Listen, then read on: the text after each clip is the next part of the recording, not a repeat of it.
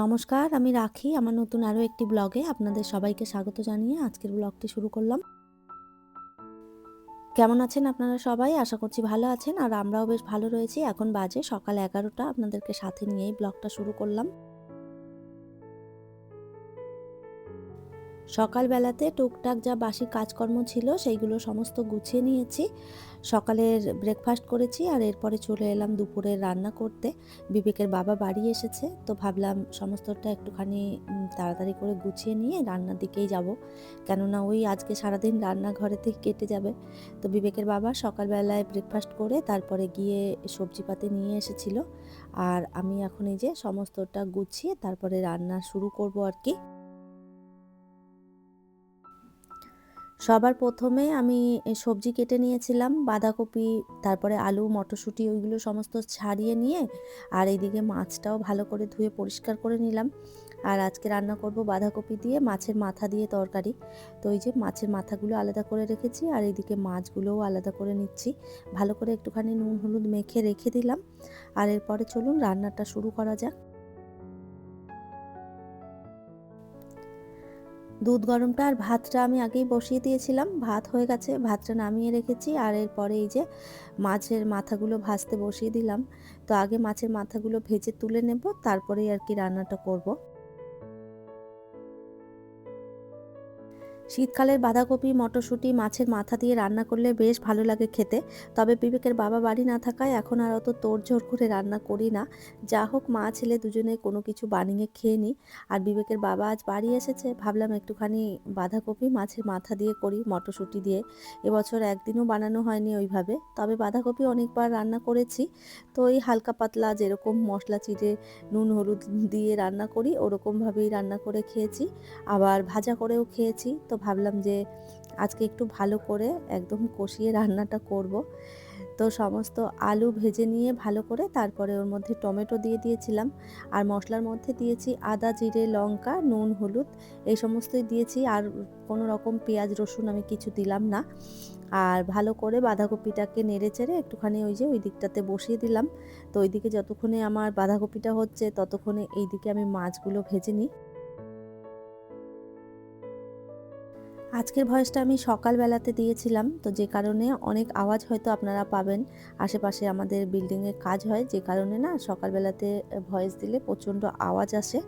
তো আজ আর রাতের বেলায় দিতে সময় পাইনি, সেই জন্য সকালবেলাতে উঠে দিয়েছি। তো যাই হোক, আপনারা একটু মানিয়ে নেবেন। তো মাছগুলো ভালো করে ভেজে তুলে নিয়েছি, ওই তেলের মধ্যেই কালো জিরে আর পেঁয়াজ দিয়ে দিলাম। তো আজকে আমি রান্না করব মাছের ঝোল ব্রকলি দিয়ে। তো আগে কখনো করিনি, আজকে প্রথমবার করে দেখছি, কেমন হবে খেতে জানি না। তো এই যে আমি প্রথমেই ভালো করে পেঁয়াজটা ভেজে নিয়ে ওর মধ্যে টমেটো দিয়ে দিয়েছিলাম, একটু আদা রসুন বাটা দিয়েছি, আর এরপরে এর মধ্যে হলুদ গুঁড়ো, জিরে গুঁড়ো, আর লঙ্কার গুঁড়ো সমস্তটা দিয়ে দিলাম। আর এরপরে ভালো করে মশলাটা একটুখানি কষিয়ে নিয়ে তারপরে আর কি ব্রকলিটা দেব। ব্রকলিটা আগে আমি ভালো করে একটুখানি জলে ভাপিয়ে নিয়েছিলাম, আর এরপরে এই যে সিদ্ধ করে রাখা ব্রকলি দিয়ে দিলাম। একটুখানি নেড়ে চেড়ে তারপরে আর কি জল দেব। তার আগে ভাবলাম ভালো করে একটুখানি ব্রকলিটা নেড়ে চেড়ে মশলার সঙ্গে কষিয়ে নিই। দুটো রান্না আজ একই সাথে বসিয়েছি, ওই জন্য একবার এটা আর একবার ওটা, ওই করে করেই রান্নাটা করে নিলাম। কেননা একটা একটা করে করতে গেলে দেরি হতো, সেই জন্য আর কি আমি দুটো একসাথে করেছি। আর ওইদিকে মাছের মাথাগুলো দিয়ে আর ধনেপাতা দিয়ে নামিয়ে দিয়েছি। আর এইদিকে ব্রকলিতেও আমি এই যে জল দিয়ে দিলাম, একটুখানি ফুটে উঠলে মাছ দিয়ে দেবো। রান্না কমপ্লিট করে তারপরে রান্নাঘর পরিষ্কার করে আমি স্নান করে নিয়েছি। অনেকটা বেলা হয়েছে, এখন বাজে প্রায় ওই 2টোর মতন। তো সমস্তটা রান্না বান্না করে গোছাতে গিয়ে না অনেকটা দেরি হয়ে গেল। আর এর মাঝে ফাঁকে ফাঁকে বিবেকের বাবার সাথে বসে বসে একটু গল্প করেছি, এটা সেটা খেয়েছি। তো ওই সব করতে গিয়ে আরও দেরি হয়ে গেল। আর এই তো আমার স্নান হয়ে গেছে কমপ্লিট, পুজো করব, তারপরে আর কি খেতে বসবো। তো একটুখানি ঠাকুরকে ধূপ দেখিয়ে আর এরপরে চলে এলাম। বিবেকের বাবাকে বললাম ডাইনিংয়ে বসবে না রোদে বসবে, তো ও বলছে আজকে আমি রোদে বসে খাবো, নিচেই বসবো। আর আমাদের এই যে বেলকনি থেকে এখানটাতে বেশ সুন্দর রোদ আসে, তো প্রায় ওই 3:30 4টে পর্যন্ত এখানে রোদ থাকে। তো যাই হোক, এই সোফাটা এখানে দিয়েছি, এখানে বসে বসে সুন্দর রোদ পোয়ানো যায়। আর এই তো নিচেই আজকে খেতে বসেছি, আর রান্না করেছি ওই যে ব্রকলি দিয়ে মাছের ঝোল, আর এইদিকে মটরশুঁটি দিয়ে বাঁধাকপি, আর একটুখানি মাছের তেল ছিল, সেটা পেঁয়াজ দিয়ে ভাজা করেছি।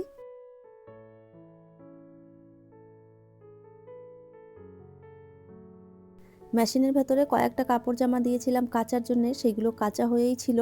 তো আমি আর মেলতে সময় পাইনি, খাওয়া দাওয়া করে ভাবলাম এখন মিলে দিই। এখন এইগুলো না শুকোলেও কোনো অসুবিধে নেই, কালকে শুকিয়ে যাবে। সকালবেলাতে কয়েকটা কাপড় জামা আগেই কেচে দিয়েছিলাম, যেইগুলো বিবেকের বাবা নিয়ে এসেছে সেইগুলো। তো ওইগুলো শুকিয়ে গেছে, ওইগুলো তুলে নেব। আর এই যে কয়েকটা জামা প্যান্ট যেগুলো কাচতে দিয়েছিলাম, সেগুলো এখন এই যে মিলে দিচ্ছি। সারাদিন যে কত কাপড় জামা কাচতে হয় তার কোনো ঠিক নেই, একবার কেচে শুকিয়ে নিয়েছি, আবার এই যে কতগুলো দিয়ে দিলাম। আর চলুন এইগুলো তাহলে ভাঁজ করে রেখে দিই জায়গা মতন। কাপড় জামা সমস্ত গুছিয়ে রেখে তারপরে একটুখানি রেস্ট নিয়েছিলাম। ওই যে বিছানায় বসে বসে এডিটিংয়ের কাজ করেছি। তো যাই হোক, এরপরে সন্ধে হয়ে গেছে, এখন যাচ্ছি একটুখানি চা করব। তো ফ্রিজে দুধটা রেখে দিয়েছিলাম, সেটাই আর কি এখন এই যে চা করতে চলে এসেছি কিচেনে। তার আগে ভাবলাম এই যে টুকটাক যেইগুলো আর কি ছড়িয়ে ছিটিয়ে রয়েছে জায়গা মতন রেখে দিই।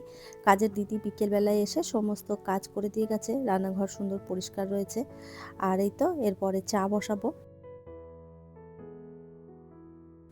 সৌরভ দাস আইডি থেকে আমাকে কমেন্ট করেছে, দিদি ফ্ল্যাটটার দাম কত পড়েছে, ফ্ল্যাটের কি সুবিধা অসুবিধা আছে প্লিজ জানাবেন। আসলে আমরা একটা ফ্ল্যাট নেওয়ার কথা ভাবছিলাম। থ্যাংক ইউ সো মাচ ভাই এত সুন্দর একটা কমেন্ট করার জন্য। ফ্ল্যাট সম্বন্ধে যেইটুকুনি আমি জানি তথ্য সেটাই আপনাকে বলছি। তো এক এক জায়গায় ফ্ল্যাটের এক এক রকম দাম নেয়, স্কোয়ার ফিট হিসাবে ওনারা দামটা আর কি ফেলেন। তো সেই হিসেবে আপনি যত বড় স্কোয়ার ফিট নেবেন সেই হিসেবে আপনার দাম পড়বে। তো আমি যে ফ্ল্যাটটাতে থাকি এটা প্রায় ওই 900 স্কোয়ার ফিটের মতন, আর আমাদের এইখানে ওই প্রায় 3,500 টাকা করে স্কোয়ার ফিট চলছে। তো এক এক জায়গায় এক এক রকম, কোথাও একটু কম বা কোথাও একটু বেশি। তো আপনি যেই জায়গাতে নেবেন লোকেশন দেখে আপনি জেনে নেবেন যে কত স্কোয়ার ফিট করে চলছে, সেই হিসেবে আপনি ফ্ল্যাটের দাম জানতে পারবেন। আর সুবিধা অসুবিধা বলতে দেখুন, ফ্ল্যাট কিনলে আপনি যেইটুকু জায়গা কিনবেন আপনি সেইটুকুই ব্যবহার করতে পারবেন, এর বেশি আপনি ব্যবহার করতে পারবেন না। কোনো কোনো জায়গায় ফ্ল্যাটে ছাদ ব্যবহার করতে দেয়, আবার কোনো কোনো জায়গা রয়েছে যেখানে ছাদও ব্যবহার করতে আপনাকে দেবে না। যদিও বা আপনি ছাদ ব্যবহার করেন তাহলে সেটা হয়তো কাপড় জামা মিলতে পারবেন, আর শুধু গিয়ে একটু হয়তো হাঁটাহাঁটি বা চলাফেরা করতে পারবেন, এর বেশি ছাদ ব্যবহার করা যায় না। আপনাকে সবসময় নিজের ঘরের ভিতরেই বন্ধ থাকতে হবে। তো আপনার ওই আশেপাশে যারা রয়েছে তারা যদি মানে খুব ভালো হয় তাহলেই আপনার সঙ্গে কথাবার্তা বা যোগাযোগ রাখবে, মেলামেশা করবে। আর তারা যদি আবার নিজেরা একা থাকতে পছন্দ করে তাহলে আপনি সেটা ভুলে যান যে আপনার সঙ্গে বন্ধুত্ব করবে। একাই হয়তো থাকতে হবে, এক এক জায়গার লোক এক এক রকম। তো সেই হিসেবে আপনাকে মেনে চলতে হবে যে আপনি একাই থাকবেন। আর সুবিধে বলতে ওই যে আপনি যদি ফ্ল্যাট কখনো বন্ধ করে দিয়ে কোথাও চলে যান 2-3 মাস, তাহলে সেগুলোর ক্ষেত্রে একটুখানি সুবিধা হয় যে আপনার চুরি টুরি যেইগুলো আর কি ব্যাপার থাকে সেইগুলো আর কি মানে হয় না।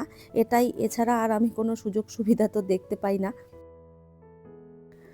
তবে আমি বলব যে নিজের স্বাধীনভাবে যদি আপনি বাঁচতে চান তাহলে সেটা আপনার নিজের বাড়িই হচ্ছে সবথেকে বেস্ট। কেননা আপনি ছাদ ব্যবহার করতে পারবেন, গাছপালা লাগাতে পারবেন, আপনার বাড়িতে আপনি যেভাবে ইচ্ছে সেভাবে থাকতে পারবেন। ফ্ল্যাটে অনেক রকম রুল রেগুলেশন থাকে যেগুলো হচ্ছে আপনি জোরে মিউজিক চালাতে পারবেন না, আপনি হয়তো কোনো রকম কোনো দেয়ালে ঠোকাঠুকি করতে পারবেন না, অনেক রকম প্রবলেম থাকে। প্রতি মাসে একটা মেনটেন্যান্স তো থাকেই, সেটা আপনাকে পুরো সারা জীবন দিয়ে যেতে হবে। আমাদের যেমন এই ফ্ল্যাটে 1500 টাকা করে মেনটেন্যান্স চার্জ নেয়, তো প্রত্যেক মাসে আমাদের ওই মেনটেন্যান্স খরচাটা দিতেই হবে। আপনারা হয়তো এখন 2 জন আছেন, পরে হয়তো ভবিষ্যতে 4 জন হবেন, তখন যদি মনে করেন যে আপনি একটু বাড়াবেন, আপনার টাকা থাকলেও আপনি সেটা করতে পারবেন না। বাড়ি হলে কি হয়, আপনার যদি নিচে তলায় অসুবিধে হচ্ছে আপনি ওপরে আবার বাড়ি করতে পারবেন, এই সব সুবিধেগুলো থাকে। আর যদি আপনাদের ট্রান্সফারের কোনো জব হয় তাহলে আমি বলব যে বাড়ির থেকে ফ্ল্যাট ভালো।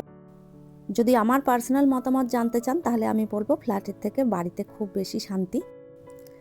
আমার কাছে যেইটুকুনি তথ্য ছিল আপনাকে জানিয়ে দিলাম, আর এরপরে আপনি ভেবেচিন্তে ডিসিশন নিয়ে দেখবেন। তাহলে চলুন, আমার আজকের ভিডিওটা এই পর্যন্তই, ফিরবো নতুন ব্লগ নিয়ে। ততক্ষণের জন্য সবাই ভালো থাকবেন, সুস্থ থাকবেন, আবারও দেখা হবে নতুন একটি ব্লগে।